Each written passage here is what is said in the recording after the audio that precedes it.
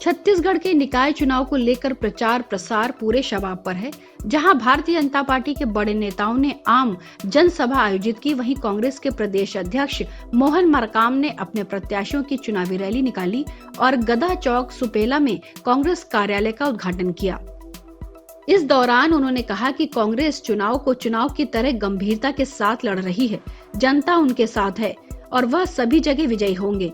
मंत्री और विधायकों के विरोध को लेकर उन्होंने कहा कि चुनाव में कई तरह के चुनावी हथकंडे होते रहते हैं।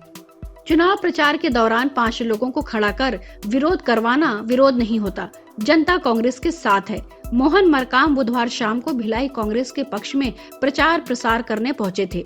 इस दौरान उन्होंने वार्ड नंबर 3 मॉडल टाउन में कांग्रेस प्रत्याशी अरुण सिसोदिया रैली निकाली। रैली के बाद मरकाम सुपेला गदा चौक के पास कांग्रेस के केंद्रीय कार्यालय का उद्घाटन करने पहुंचे।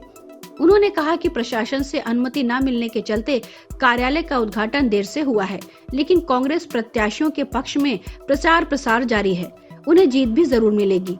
उन्होंने कहा कि वैशाली नगर विधानसभा के भारतीय जनता पार्टी के विधायक हैं। उन्होंने कहा कि अपने कार्यकाल के दौरान विधानसभा में एक छोटा सा सवाल नहीं पूछा, लगातार अनुपस्थित रहे। वैशाली नगर की रोड को देखकर भी भारतीय जनता पार्टी का विकास साफ दिखाई देता है। वहीं भारतीय जनता पार्टी के गदा चौक में बुधवार शाम एक जनसभा का आयोजन किया। इसमें पूर्व मंत्री प्रेम प्रकाश पांडे से लेकर वैशाली नगर विधायक विद्या रतन भसीन जैसे नेता मौजूद रहे। वैशाली नगर विधायक ने मंच से वैशाली नगर के मुद्दे को उठाया। उन्होंने कहा कि कांग्रेस के महापौर रहने के बाद भी पिछले 5 सालों और राज्य में सरकार रहने के 3 सालों में विकास शून्य है। वैशाली नगर की सड़क इस बात का सबूत है कि भिलाई में पटरी के इस पार विकास का क्या स्तर है। इस दौरान भारतीय जनता पार्टी के अन्य नेताओं ने भी कांग्रेस पर निशाना साधा और आरोप लगाया कि कांग्रेस ने भारतीय जनता पार्टी के द्वारा कराए गए विकास कार्यों का फीता काटने के अलावा कुछ नहीं किया। केंद्र सरकार ने राज्य सरकार को आवंटित 7,81,999 मकान बनाने का लक्ष्य वापस क्या किया, ये मामला छत्तीसगढ़ में चुनावी हो गया। नगरीय निकाय चुनाव में इसका असर भी देखने को मिल रहा है। इसे लेकर अब भारतीय जनता पार्टी कांग्रेस के नेता आपस में ही भिड़ गए हैं। सभी नेता निकाय चुनाव को लेकर कांकेर जिले के एक कार्यक्रम में जुटे थे। इस दौरान दोनों दलों के नेताओं के बीच धक्का मुक्की हो गई। नेताओं ने एक दूसरे को उंगलियां दिखाई और जमकर नारेबाजी की।